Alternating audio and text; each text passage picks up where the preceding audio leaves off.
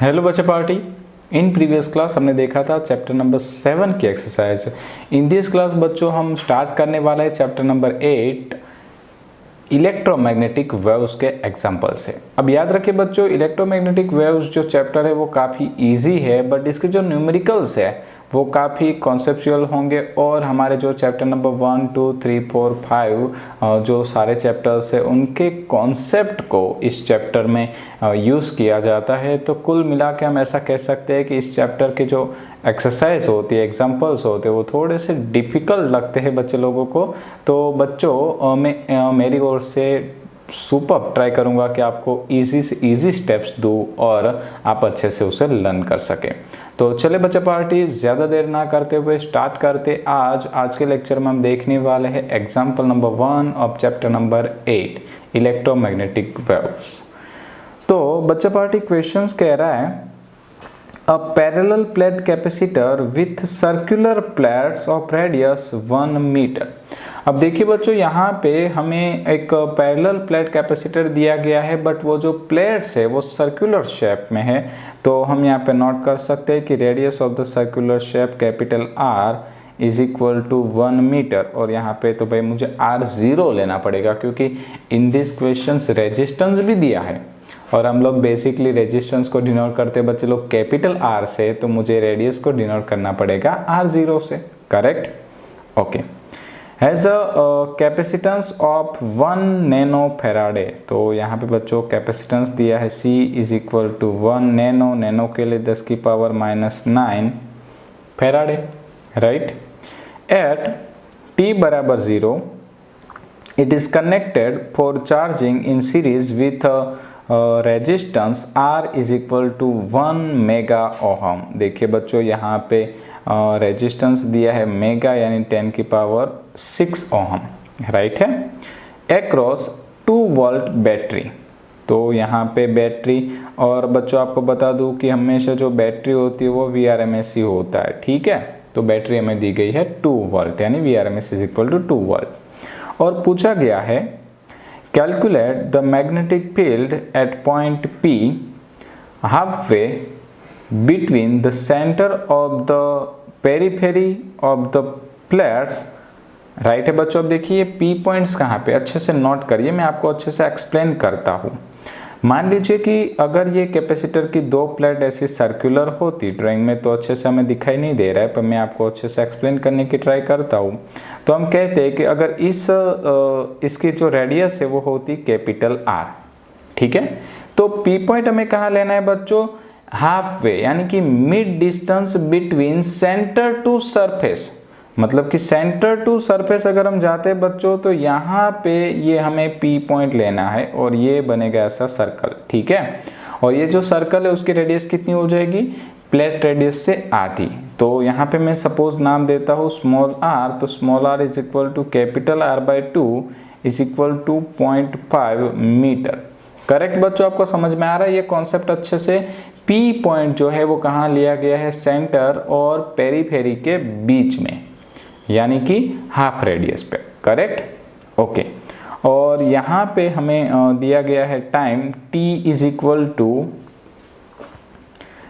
10 की power -3 second and the charge on the capacitor at time t is equal to Q is equal to CV 1 minus exponential in bracket -t upon tau, और जहाँ पे tau is equal to CR। तो यहाँ पे बच्चों में note कर देता हूँ Q is equal to, in short हमें दिया गया है QV in bracket 1 minus exponential, exponential को दिखाते हैं e की पावर में, तो यहाँ पे होगा -t upon tau, tau is equal to दिया है CR। तो मैं वैल्यू पुट कर देता हूँ, राइट है बच्चों। चलिए, तो यहाँ पर हम देख सकते हैं कि हमें Q की वैल्यू दी गई थी और हमें यहाँ पे फाइंड आउट करना है मैग्नेटिक फील्ड। करेक्ट? चलिए, तो क्वेश्चंस को स्टार्ट करते बच्चों, अच्छे से ध्यान देना, काफी इंपॉर्टेंट टाइप का क्वेश्चन है। हमें यहाँ पे फाइंड आउट करना है मैग्नेटिक फील्ड। तो मैग्नेटिक फील्ड बच्चों हम कैसे फाइंड आउट कर सकते हैं? सिंपल सा फंडा है। मैग्नेटिक फील्ड के लिए हम एम्पियर सर्किटल्स लॉ लगा सकते हैं। B integration of B dot D L is equal to mu zero I. तो उसके लिए पहले हमें बच्चों फाइंड आउट करना पड़ेगा आई यानी कि करंट। अब करंट कैसे फाइंड आउट करेंगे, तो भाई हमें यहाँ पे डिस्प्लेसमेंट करंट का कॉन्सेप्ट यूज करना पड़ेगा। डिस्प्लेसमेंट करंट का बच्चों फॉर्मूला होता है epsilon zero D phi by D t. उसके लिए फ्लक्स फाइंड आउट करना पड़ेगा। फ्लक्स कैसे मिलता है, फ्लक्स का फॉर्मूला होता है बच्चों ई ए यानी एरिया, ई यानी इलेक्ट्रिक फील्ड। इलेक्ट्रिक फील्ड कहाँ से मिलता है बच्चों, sigma by epsilon not. Sigma कहाँ से मिलता है, क्यू बाय ए। तो देखो बच्चों आपने पूरी जो सिस्टम्स है वो एक दूसरे के साथ कनेक्ट है, और ये जो सारे कॉन्सेप्ट के हम डिस्कस कर रहे थे जैसे सिग्मा, इलेक्ट्रिक फील्ड, फ्लक्स, ये सारे इलेक्ट्रॉनिक पोर्शंस के कॉन्सेप्ट है जो हम यहाँ पे यूज करने वाले हैं। तो आप समझ ही चुके होंगे कि ये क्वेश्चन कितना ज्यादा इंपॉर्टेंस है। चलिए स्टार्ट करते हैं। सबसे पहले हम करंट फाइंड आउट करने की ट्राई करेंगे। तो उसके लिए मैं यहाँ पे Q का जो फॉर्मूला हमें दिया गया था वहीं से शुरुआत करते हैं। इसको थोड़ा सिंप्लीफाई करेंगे बच्चों, तो CV को अंदर लेके चलते, तो CV अंदर जाएगा तो CV माइनस CV e की power minus t by c r, correct है। अब हम क्या करते हैं, इसका डिफरेंशिएशन करते हैं। तो डिफरेंशिएशन करेंगे विथ रिस्पेक्ट टू टाइम, तो d Q by D T is equal to, देखिए बच्चों CV, C एक कांस्टेंट वैल्यू है, V भी एक कांस्टेंट वैल्यू है, और हमें पता है कि जब भी हम किसी कांस्टेंट चीज़ों का डिफरेंशिएशन करते हैं बच्चों आंसर आता है 0। तो यहाँ पे ये हो जाएगा 0 माइनस CV ऐसे रहेगा, ई की पावर है t minus t upon c r. तो अब देखिए बच्चों ई की पावर एक्स का डिफरेंशिएशन होता है ई की पावर एक्स, उसमें कोई चेंजेस नहीं आता है। तो मैं यहाँ पे सेम एज इट इज लिख दूंगा minus t upon c r.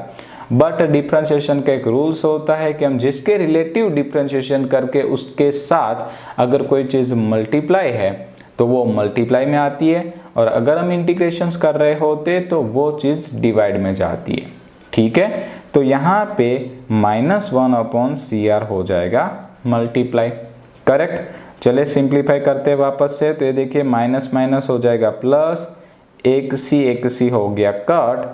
तो यहाँ पे बच्चे लोग हमें फॉर्मूला मिलेगा d Q by D T is equal to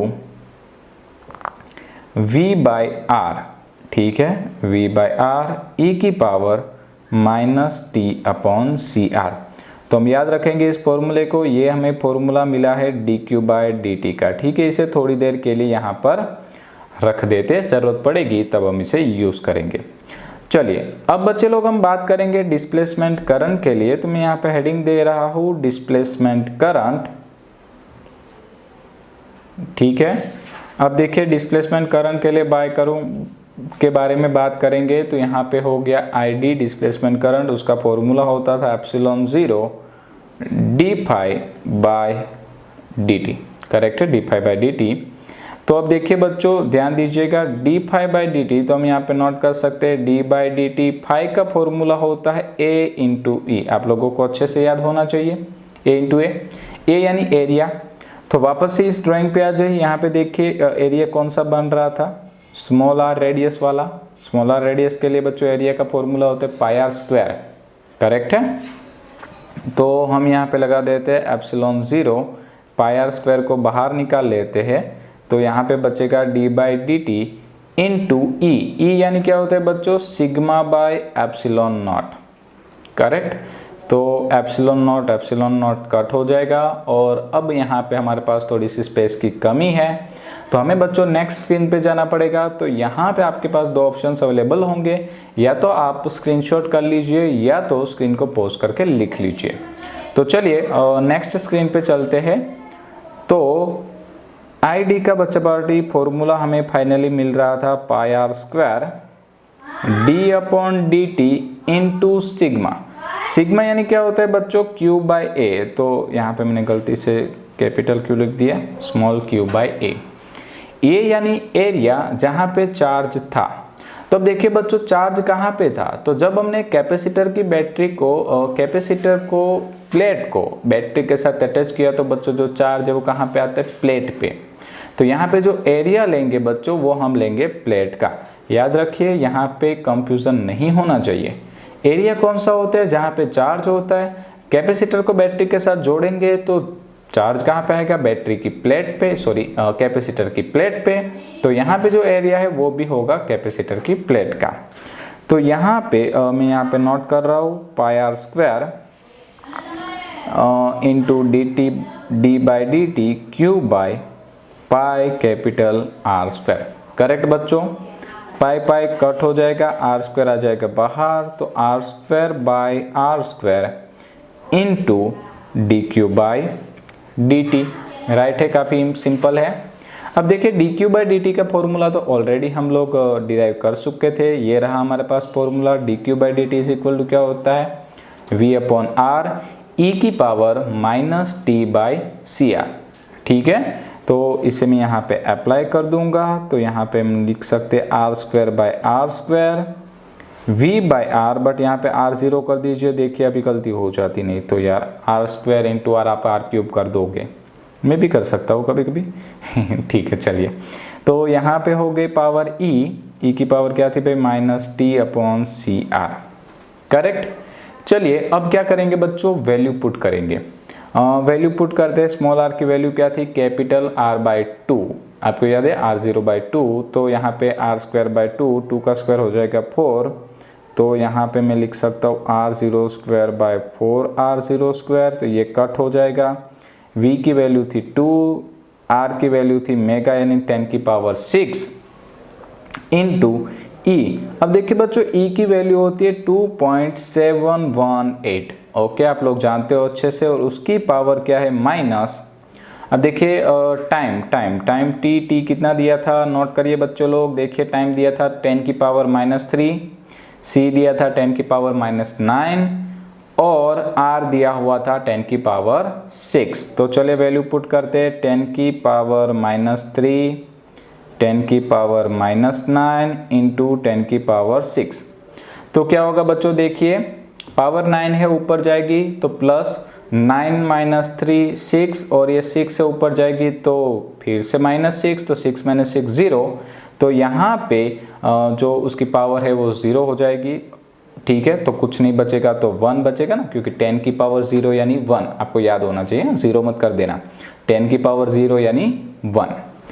तो यहाँ पे हम लोग लिख सकते हैं 2/4 इंटू 10 की पावर 6 इंटू 2.718 की पावर -1। एक्चुअली माइनस था और 1 बचा तो -1। अगर आप अच्छे से लिखना चाहते हो तो आप ऐसा कर सकते हो 2/4 इंटू 10 की पावर 6 इंटू 2.718। राइट है बच्चों। चलिए फटाफट से कैलकुलेशंस कर दीजिए और आंसर निकाल के लेके आइए। तो मेरे हिसाब से बच्चे लोग यहाँ पे आंसर आने वाला है 0.184 इंटू 10 की पावर -6 एम्पियर। तो ये बच्चों मुझे मिल गया है डिस्प्लेसमेंट करंट। डिस्प्लेसमेंट करंट बच्चों मुझे मिला है ID is equal to 0.184 into 10 की पावर -6 एम्पियर। ठीक है, यूनिट लगाना मत भूलना। बट मुझे यहाँ पे फाइंड आउट करना था मैग्नेटिक फील्ड। तो अब मैं यहाँ पे यूज करूंगा बच्चों मैग्नेटिक फील्ड के लिए। तो मैग्नेटिक फील्ड के लिए बच्चे लोग यूज करते Ampere circuitals law. Ampere circuitals को कहता था integration of B dot DL is equal to μ0 summation of I। ठीक है, चलिए तो B को हम बाहर निकाल लेते हैं। इंटीग्रेशन ऑफ DL बचेगा इज इक्वल टू μ0, यहाँ पे बचेगा ID। अब देखिए काफ़ी सारे बच्चों के दिमाग में क्वेश्चंस आ रहे होंगे और आने भी चाहिए, तो ये पता चलेगा हम साइंस में हैं। तो यहाँ पे देखिए कि डॉट है, डॉट हटाया तो आता है cos थीटा। ठीक है, बट यहाँ पे मैग्नेटिक फील्ड और DL यानी कि लेंथ दोनों के बीच का एंगल हो जाता है 0, क्योंकि आपको पता है कि मैग्नेटिक फील्ड होता है वो सर्कुलर डायरेक्शन में होता है। यहाँ पे जो पॉइंट्स था यानी कि सर्कुलर पैड थी कैपेसिटर की, तो वो भी सर्कुलर थी। दोनों के बीच का एंगल 0, cos 0 की वैल्यू होती है 1, तो उसे हमने रिमूव कर दिया। दूसरा एक पॉइंट नोट करिए बच्चों, यहाँ पे था summation of I। Summation of I का मतलब होता है टोटल करंट। तो बच्चों इन दिस सर्किट हमें दो टाइप्स के करंट देखने को मिलते हैं। पहला होता है डिस्प्लेसमेंट करंट, दूसरा होता है सर्कुलर करंट। यानी कि सर्किट के अंदर जो करंट फ्लो होता है वो, बट यहाँ पे देखिए हमने रेजिस्टेंस जो है काफ़ी बड़ा ले लिया था 1 मेगा ओहम का, और रेजिस्टेंस इतना बड़ा लेंगे और 2 वोल्ट की बैटरी लेंगे बच्चों, और सीरीज में कैपेसिटर जोड़ा है तो करंट फ्लो होगा ही नहीं। तो यहाँ पे इनडायरेक्टली बच्चों जो आपका सर्कुलेटिंग करंट है IC वो 0 हो जाता है, इसलिए मैंने यहाँ पे टोटल करंट की जगह पे डायरेक्टली क्या लिया बच्चों, ID। ओके, समझ में आया। चलिए, तो B इंटीग्रेशन ऑफ डी है, तो पूरी लेंथ हो जाएगी बच्चों सरकमफ्रेंस जितनी, यानी कि 2πr, तो ये बन जाएगा μ0 ID। तो B इज इक्वल टू बच्चों बनेगा μ0 ID डिवाइड बाय 2πr। तो μ0 की वैल्यू होती है बच्चा पार्टी 4π इंटू 10 की पावर -7। I की वैल्यू हमें मिली थी 0.184 इंटू 10 की power -6 divide by 2π into r था 0.5, तो ये कट जाएगा 2 से। ठीक है, अब चलिए भाई काफ़ी इजी कैलकुलेशंस हो गई है, तो फिनिश कर दीजिए इस कैलकुलेशंस को। और यहाँ पे बच्चों जो आंसर आने वाला है वो है 0.736 इंटू 10 की पावर -13 टेस्ला। ठीक है, तो बच्चा पार्टी हमें यहाँ पे मैग्नेटिक फील्ड मिल चुका है, और मैग्नेटिक फील्ड हमारा आ रहा है 0.736 इंटू 10 की पावर -13 टेस्ला। और इसी के साथ बच्चा पार्टी ये क्वेश्चन यहाँ पे फिनिश होता है, और आई होप आपको ये क्वेश्चन में काफ़ी ज़्यादा मज़ा आया होगा और लेंथी भी था, और ये क्वेश्चन एनसीईआरटी में 4 मार्क्स के लिए एकदम मस्ट कैपेसिटी के साथ एलिजिबल भी है। तो अच्छे से बच्चे लोग इसे प्रिफर करना। आई होप आपको काफ़ी अच्छा लगा होगा लेक्चर। इन नेक्स्ट क्लास बच्चों हम मिलेंगे एग्जाम्पल नंबर 2 के साथ। Thank you.